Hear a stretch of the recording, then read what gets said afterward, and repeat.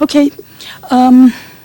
Deputy Director General Carl Browner, the Chair of the Appellate Body, Ambassador Ujjal Singh Bhatia, Mr. Ricardo Ramirez Hernandez, colleagues and friends, good evening. I would like to welcome you all to the ceremony today. We will be bidding farewell to former Appellate Body member, Mr. Ricardo Ramirez Hernandez. This ceremony will include remarks by Deputy Director General Carl Browner, who represents the Director General today, as well as by the Chair of the Appellate Body, Ambassador Ujjal Singh Bhatia. Finally, Mr. Ramirez will deliver his farewell speech. Following the ceremony, you are all invited to a reception hosted by the Permanent Mission of Mexico to the WTO, the Chair of the Appellate Body, and myself. Mr. Ramirez was appointed to the Appellate Body in 2009 and reappointed in 2013. As a member of the Appellate Body, Mr. Ramirez was instrumental in guiding this institution through many massive and complex appeals, including one large civil aircraft dispute. He was a member of Appellate Body Division, hearing 20 appeals and involved in exchanges of views on many more appeals. In one dispute, he served as an arbitrator, determining the reasonable period of time for implementation. Mr. Ramirez was elected by his colleagues twice as the Chair of the Appellate Body in 2013 and again in 2014. Throughout the years of his dedicated service, we witnessed his commitment to the multilateral trading system and to the vital role that the Appellate Body plays in the functioning of the system. The Appellate Body's decisions have helped WTO members resolve 153 disputes to date. This is a measure of great confidence members have placed in the system that is unique in the peaceful resolution of international disputes. Despite the many recent challenges, members continue to show their reliance on the dispute settlement process. We witness the frequent filing of requests for consultation and panel establishment, and members continue to seek recourse to the Appellate Body on legal issues arising in their disputes. With these reflections, it is appropriate that we are gathered to recognize Mr. Ramirez for his service as an Appellate Body member to the dispute settlement system. He has a diligent and conscientious Appellate Body member who has served the system with unparalleled dedication. Through independence, judicial wisdom, and exemplary integrity, his legacy towards the Appellate Body and the WTO is one that we cannot repay. One thing that I can do is thank Mr. Ramirez wholeheartedly for his many years of commitment and dedication to the Appellate Body. I would now like to invite Deputy Director General Carl Browner to make his remark. Yeah, please.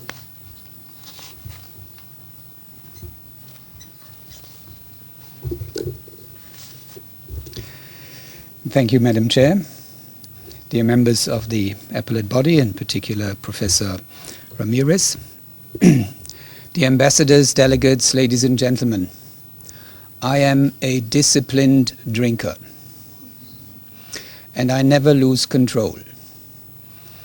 In this day and age of globalization, I am a rules-guided consumer of alcohol. Here's the rule. I never drink more than 2 glasses, and between 2 glasses there is always 2 days of abstinence. Now, I couldn't drink on Saturday and Sunday because I want to drink with you afterwards. You may say, This is a tough rule, and it may make me boring.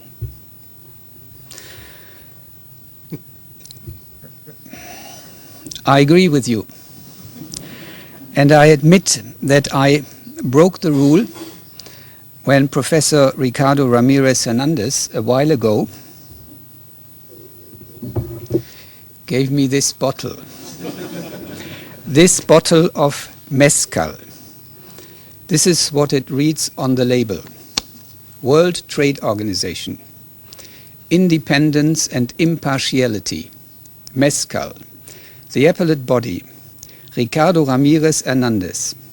2009 to 2017. I love it. Since I have it, I drink from it every night. It fills me with a spirit, 48%, this is not what I wanted to say, with a spirit of hope and justice. It makes me sleep so well, peacefully, and free of anxieties. The bottle is almost empty. I don't know whether you can see it, it's clear. Here it is. It's almost empty, and the anxieties return. Professor Ramirez is leaving the appellate body at a time when there is a lot of reason to worry. His term ended already halfway through 2017. We are grateful that he carried on working on the basis of Rule 15, a clause in itself heavily contested. But it worked in the reality of this place. With his departure, there is no more argument. We are losing an appellate body member. And there is no movement in sight that could lead to starting the process of filling posts where the term of members has come to an end, or where, with a certainty of the calendar, it will expire. This is frightening. The multilateral trading system of the WTO needs the appellate body. It needs the appellate body. It is an illusion to believe that it could either do with a panel level only or with a substitute. Panel reports have to be adopted by the DSB. According to Article 16.4 of the DSU, the DSB cannot adopt a report when the parties indicate that they are going to appeal.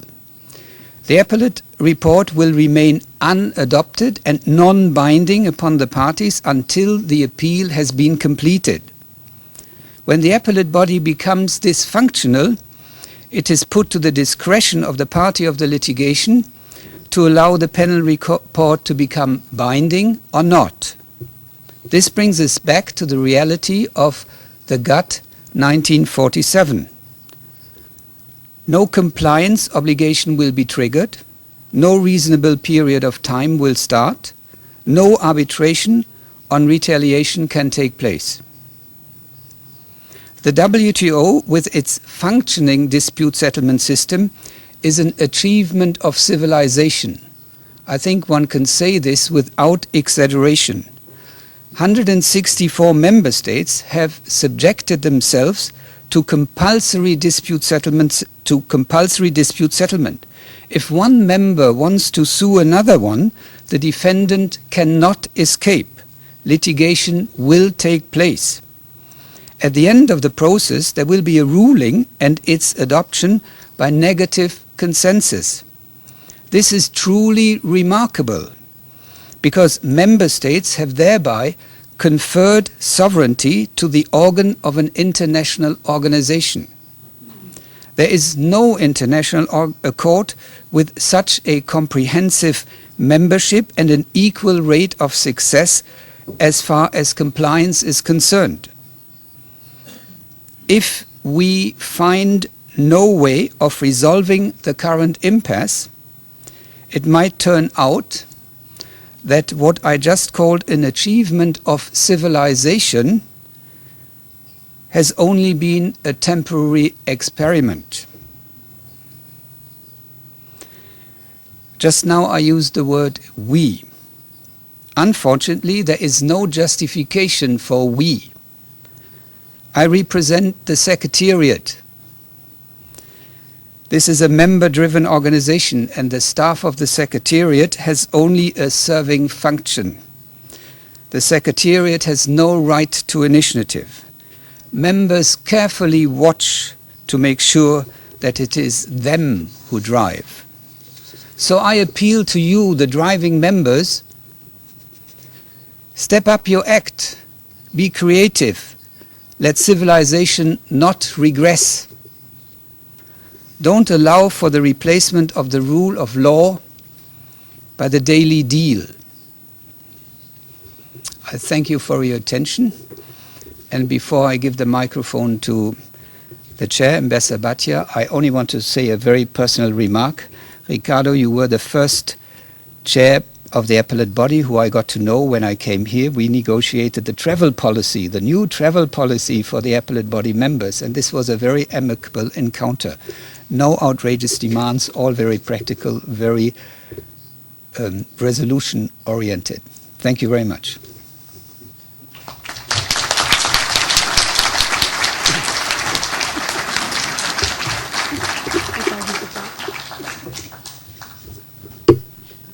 Madam Chair, Ambassador Sunanta, DDG Karl Brauner, Excellencies, ladies and gentlemen. This is Ricardo's show, and I will not try to hijack it with a long statement. Nevertheless, some comments, both of an institutional nature as well as of a personal nature, are in order. I have worked with Ricardo for over 6 years, and some of my colleagues have done so for longer. It is important from the appellate body's perspective to reflect on the legacy he leaves behind, not only through the body of the appellate body reports he was involved with, but also through his ineffable contribution to the appellate body's ethos. Both of these assessments are more important now than ever before for reasons which stare us in the face. Ricardo was 40 when he was elected to the appellate body, making him the youngest appellate body member ever. He came to the appellate body with the reputation of a well-liked but tough negotiator. He has been and is presently a practitioner of trade law. He is also, when his fancy seizes him, an academic. In fact, one of the foremost experts in the field in Mexico and beyond.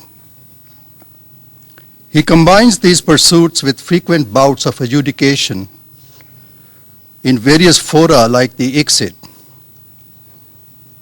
These different interests are in a constant churn within him and combine together to produce a heady broth in the shape of a Renaissance man who effortlessly straddles various worlds, or as close as it is possible to be a Renaissance man in the somewhat arid field of trade law. He brought all these qualities to bear on his work in the appellate body. I've had the pleasure of working with Ricardo on a number of appeals. Simply put, his judicial approach reflects 3 overarching considerations. First, his ability to assess merits of claims through the prism not only of individual merit, but also of larger systemic principles. Secondly, a constant recognition of the underlying value of the idea of the rules-based global trading order that the WTO symbolizes. And thirdly, that the independence and impartiality of the appellate body must not remain only an abstract idea. These values must suffuse every action, every decision of the appellate body. These considerations together pervaded and defined his no-nonsense approach to adjudication. He had little patience for what he considered sophistry, and combined it with an uncanny knack of cutting through the maze of the participants' arguments to reach their core. To all appeals, he brought an open-minded attitude, helping the appellate body to form clear views about the issues to be decided.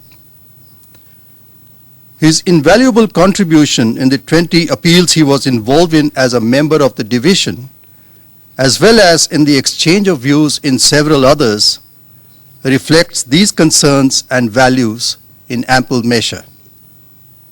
But Ricardo is far more than the sum of the qualities I have listed. His natural effervescence, his ability to effortlessly communicate with all his colleagues within the appellate body, as well as with others in the WTO, and his tireless energy combined to make him a very popular figure with juniors and seniors alike.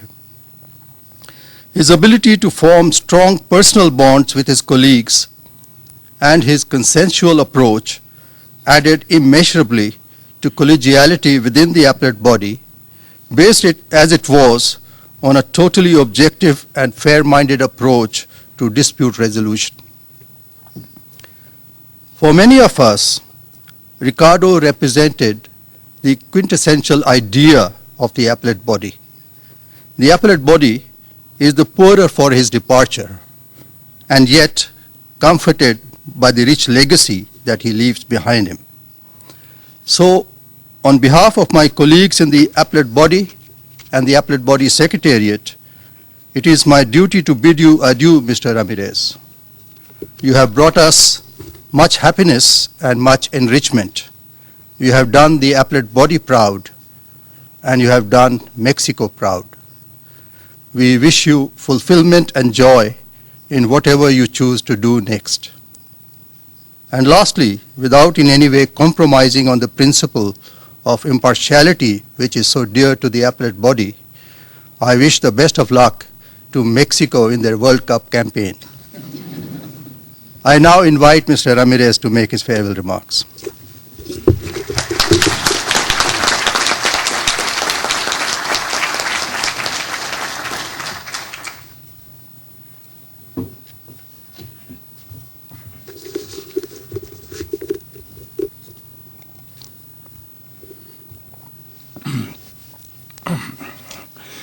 Dear Ambassador Nanta, Deputy General Browner,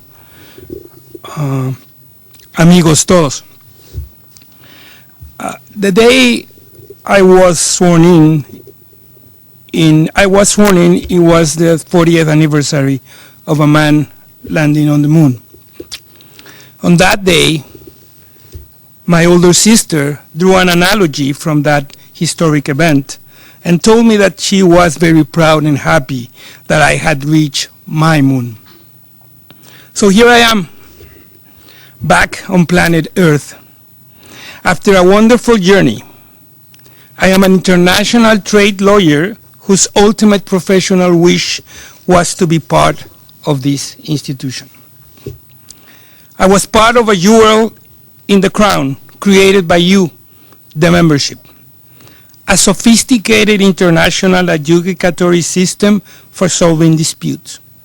A mechanism that has always privileged substance over form.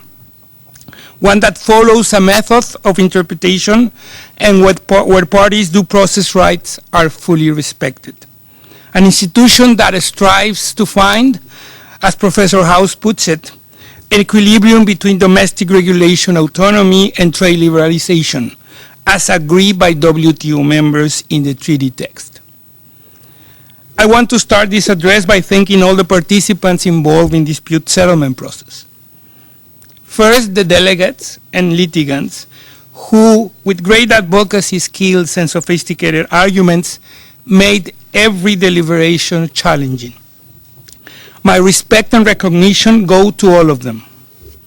I know that AB deadlines are often challenging to meet, and that answering questions in hearings can be exhausting, maybe even brutal. I have always appreciated your tireless cooperation in our efforts to explore fully all issues raised on appeal. Second, I shall recognize a group of young, and not that young, lawyers and professionals in the appellate body secretariat. They challenged me to the limit, and with every interaction made me a better professional. It was amazing. It was an amazing experience witnessing how each of them grew professionally and personally during these years. I never seen an institution working with this level of quality, commitment, and expertise. The ABS and the other dispute settlement divisions not only administer disputes, but are also an essential element in the process of solving them. They perform a unique task with the highest level of expertise, and this organization should, especially in these times of uncertainty, recognize and act upon this fact. Finally, it is a good opportunity to set the record straight. Our Secretariat is not the 8th appellate body member. It is the engine that helped us reach our destiny. But we, the ABMs, are in the driver's seat. Finally, my colleagues, I have always said that the greatest strength of the appellate body is the diversity, cultural and professional, of its member. During my time as an ABM, I had the pleasure of working with 13 extraordinary individuals, all of whom, with every chat and discussion, gave me infinite lessons, not only about international trade, law, economy, and politics, but also, and most important, about life. And if all their teaching and shared wisdom were not enough, the most important gift I got from them was their friendship. A bond enhanced because I share with each and every one of them a keen sense of commitment to this institution, and I believe that the appellate body is an important part of the WTO's rules-based system. The membership could question many things about the ABMs, but never their full commitment to this institution, sometimes at a great personal cost. Now I'm going to share with you some thoughts about the serious crisis that the dispute settlement mechanism, and in particular the ABM, are currently facing. I will try to lay out some considerations for helping the membership address some of the problems raised, trying always to keep in mind that at the end, as adjudicator, you speak through your decisions and work with the body of law you are provided with. Let me start with a personal reflection. It seems to me that the crisis we now face could have been avoided if it had been addressed face on as it began to escalate. The WTO is a consensus-based collective. This means that this crisis should not be attributed to one member. Rather, there is a need to recognize the need for leadership within and outside this House. A need to recognize that there must be a genuine engagement when one member is raising problems. The signals have been there for some time.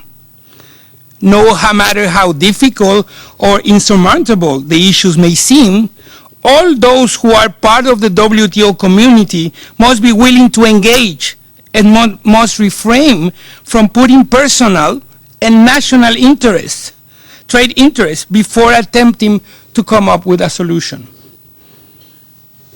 The first question is whether the membership still wants to have an instance to review panel reports. If the answer is in affirmative, then we have to face the conceptual differences among the membership as to the nature of the WTO. Is the WTO a contract or a constitution? And following immediately from that question, what is the nature of the appellate body? Is it, or should be it, an international court? Many of the issues identified in the lead up to the current state of affairs go to the core and the nature of what the appellate body is or should not be. If members want to make progress and solve the current deadlock, maybe this is a good place to start. Or alternatively, maybe there needs to be a pragmatic discussion which leaves this conceptual notion aside and goes to the very basic or minimal element with which all members can live with to have a fully functioning appellate body. But it is undeniable that there needs to be a discussion. With this in mind, I will now address each of the issues that have been identified. Rule 15. Rule 15 is an operational rule. It was designed to expedite the dispute settlement process by avoiding a reset of a dispute if an appellate body member's term ended before the dispute was finalized. Nothing more. Perhaps an objective criteria as to the circumstances in which such a reset would be appropriate will help. But in my view, a rule that leaves discretion to the membership whether or not to extend an ABM terms after it has expired would not only create uncertainty, but also jeopardize and expedite the solution, and jeopardize and expedite solution of a dispute. 90 days.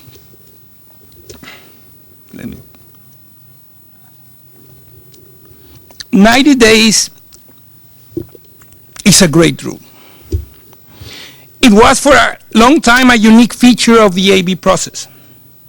Nevertheless, the growing complexity of WTO disputes, the high rate of appeal of panel reports, and the number of issues appealed, the amount, together with the amount of jurisprudence and the size of submissions, among other things, meant that this turned out to be a 90-day deadline that made the deadline unrealistic.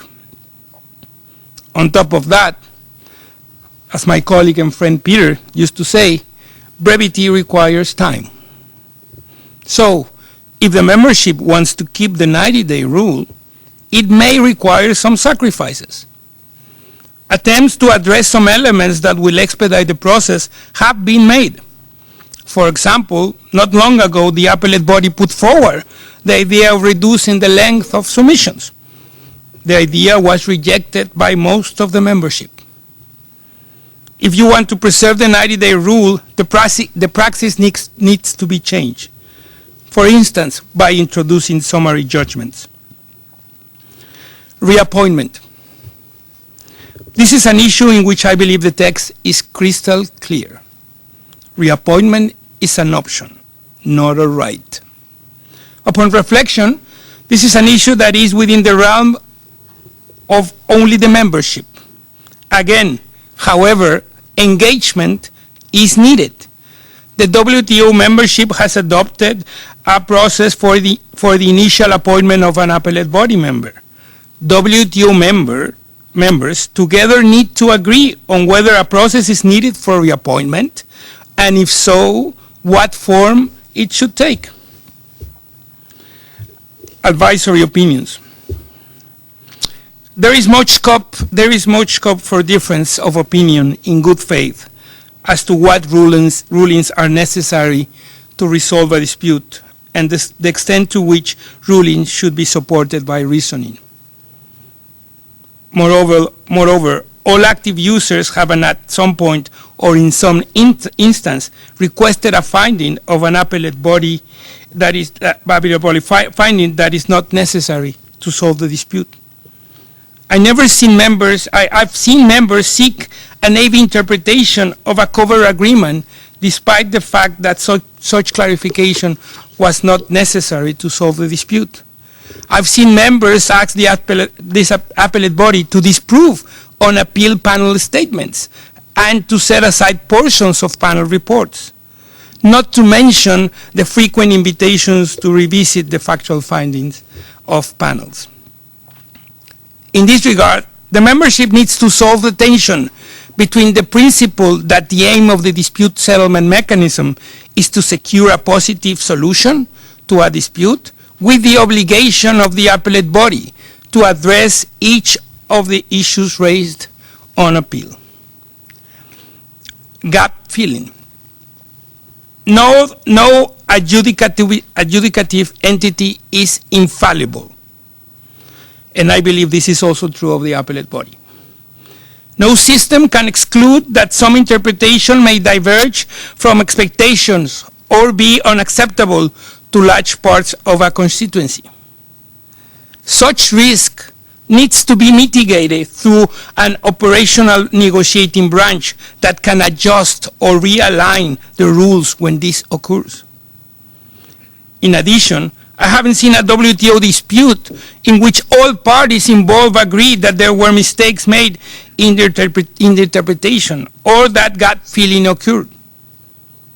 Maybe a serious discussion needs to take place about the method used for interpreting the cover agreements, that is, the Vienna Convention. Members might decide that the significance to be attributed to negotiating history should be elevated beyond the role attributed by Article 32 of the Vienna Convention. Finally, let me express my concern that whilst trade evolves and becomes more and more sophisticated, WTO disciplines are at a risk of remaining static. It adds an extra hurdle when the membership wants to fix current problems with old rules. Membership needs to engage in a serious update of its current disciplines and clarify or correct those that it considers have not worked. Reliance upon previous cases. I never seen a member that has not argued its case based on previous case law. This type of reliance upon de facto precedent seems to be one that members themselves value and attach importance to. It is, after all, closely linked to the idea of security and predictability of trading relations. Membership could very well stop doing this and ban the cogent reasons approach. I will just caution that this is precisely why many countries are complaining in the context of investor-state dispute settlement, that is, fragmentation and lack of cohesiveness in the ISDS jurisprudence. Independence and impartiality. In my view, this is the only non-negotiable aspect of our process if the members decide to preserve the appellate body. As my former colleague David Unterhalter used to say, the virtue of independence may seem self-evident, but is not to be taken for granted. The ABE now has only 4 members. The ABE is on the verge of becoming non-operational. Before some members decide to take other routes, such as Article 25, all plurilateral agreements, it is essential, as the AB chair said recently, that the members truly engage in a constructive dialogue and tries to come up with a compromise. You, the members, need to ask yourselves, what is the contribution of the appellate body to the international rule of law? What does this paralysis do to the WTO dispute settlement system as a whole? This institution does not deserve to die through asphyxiation. You have an obligation to decide whether you want to kill it or to keep it alive. In their discussions, there are also topics that membership may want to reflect under the current system. Transparency. Members have been pretending to be transparent, and the appellate body has been an accomplice to it. WTO hearings are not public. The fact that a few of them are broadcast, sometimes even days after the actual hearing takes place, in our rooms at the WTO headquarters, is just simulating transparency. To truly achieve transparency, all WTO dispute settlement hearings should be broadcast live. Of course, always addressing any confidentiality consideration. Damages. The great limitations or defects of the current prospective remedy systems are well known. Back in 2002, Mexico, among other members, made a first attempt to address one of the major defects of the DSU, the prospective nature of the remedies. The best deterrent for unilateral actions is that they are not free of consequences.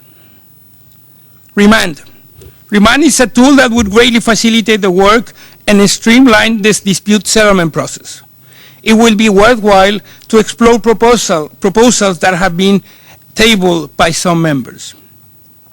WTO and RTAs. Maybe the membership could revive the discussion about the interactions between WTO and regional agreements dispute settlement. Given the amount of expertise and knowledge developed over the past decades, the WTO could become the dispute settlement center for all RTAs. We need to brand the name. Aunque algunos países de habla hispana presentan sus casos en español, no todos lo hacen, o en algunos casos lo hacen de manera parcial.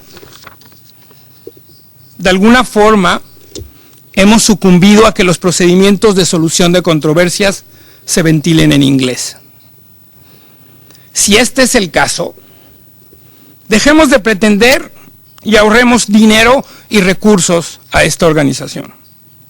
Si por el contrario queremos preservar el idioma, debemos hacerlo relevante. Cela s'applique aussi en français. Aprovecho esta oportunidad para agradecer la valiosa labor de los intérpretes y traductores, quienes realizan un trabajo espléndido que a veces no se valora lo suficiente. Soy su fan.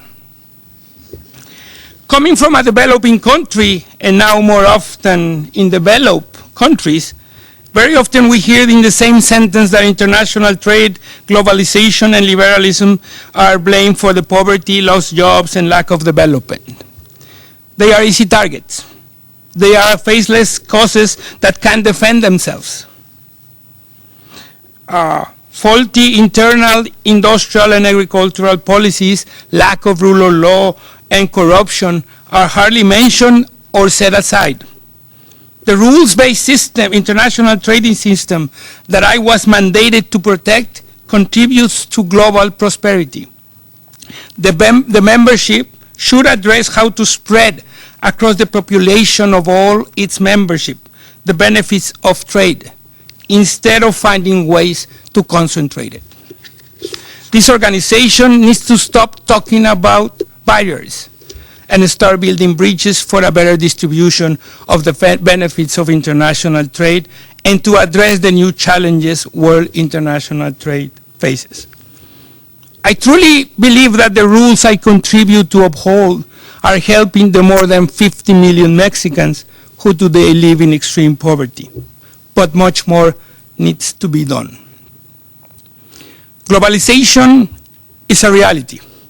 Global value chains and global warming are just two examples to illustrate the fact that we are facing global challenges that can be addressed only with global solutions. Have no doubt, with or without the WTO, trade will continue, and globalization and the technology that bolsters it can't be stopped. But without a framework of binding and updated rules, anarchy and powerful actors, private and public, will take over.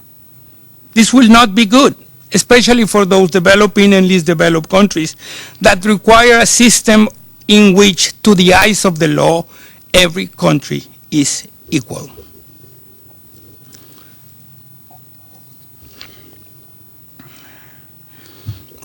My father and mother are two school teachers who, with honest and hard work, managed to raise a family. My brother has dedicated his life to help communities in one of the poorest districts in Mexico City. My older sister is a human rights advocate, and my older sister is a hardworking and honest public servant. They are the ones that should be honored today. I will not be here if it weren't for their love, example, and guidance.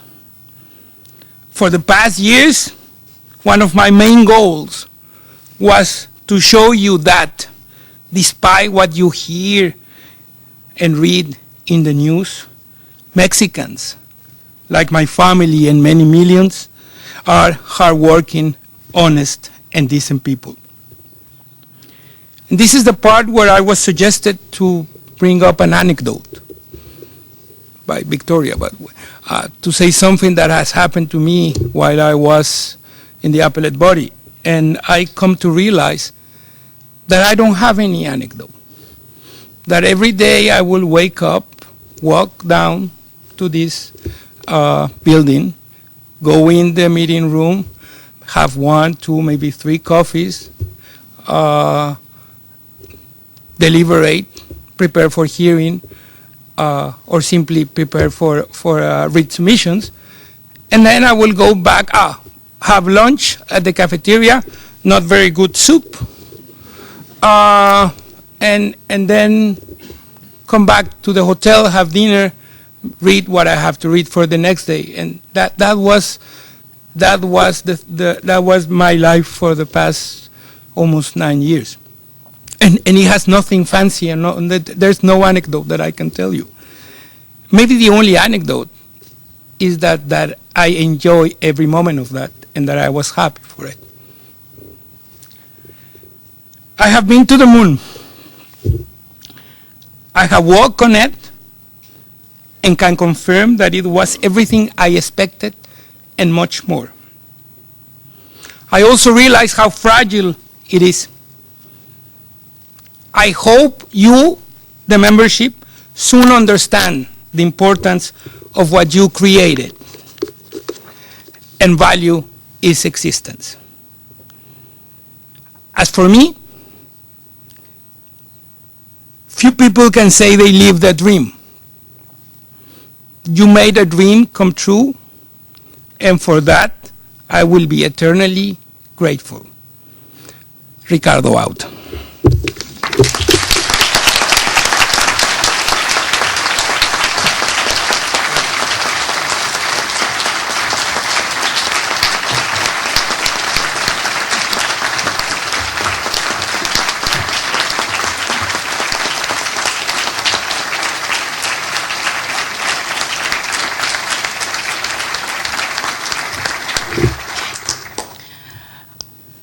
Thank you very much, Mr. Ramirez, for your remarkable remarks. And I think that you will be with all of us in the future. We will always miss you.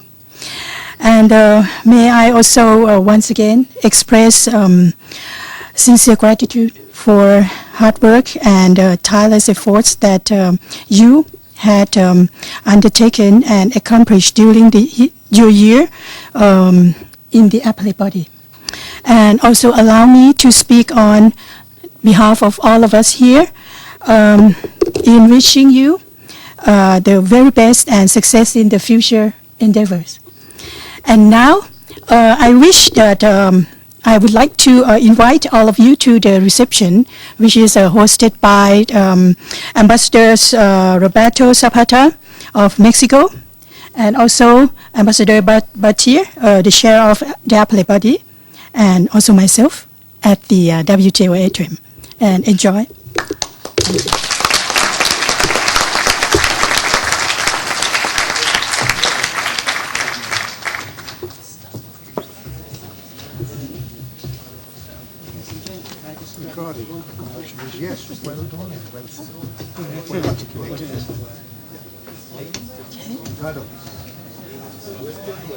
Picture?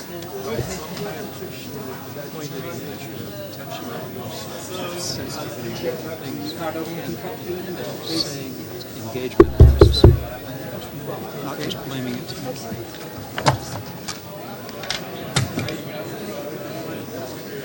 Okay. Ladies in the middle. In the middle. Does he want to know any members? Does he want us as well? Do you want Yeah. us too? Or not? Okay. Don't follow.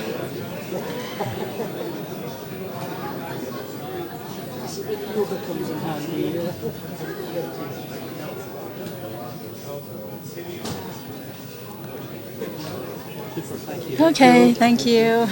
Thank you, Ambassador. Oh, we see you now. Okay. Mr. Hamid.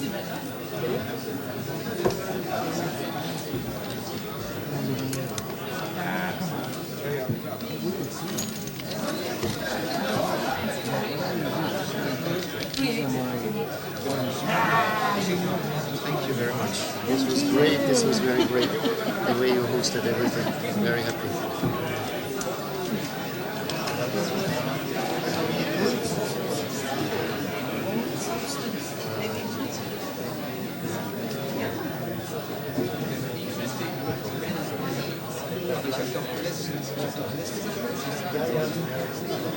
Yeah, I will put it in the website soon. Let me stop because it's ready and it's ready to be distributed. But we will put it up and send it. Yeah, today.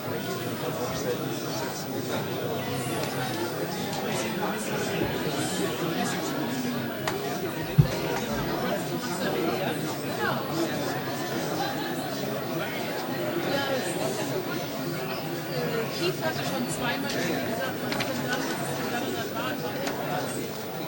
Aber wenn Sie mal wissen, die nächsten 2 Wochen erkennen.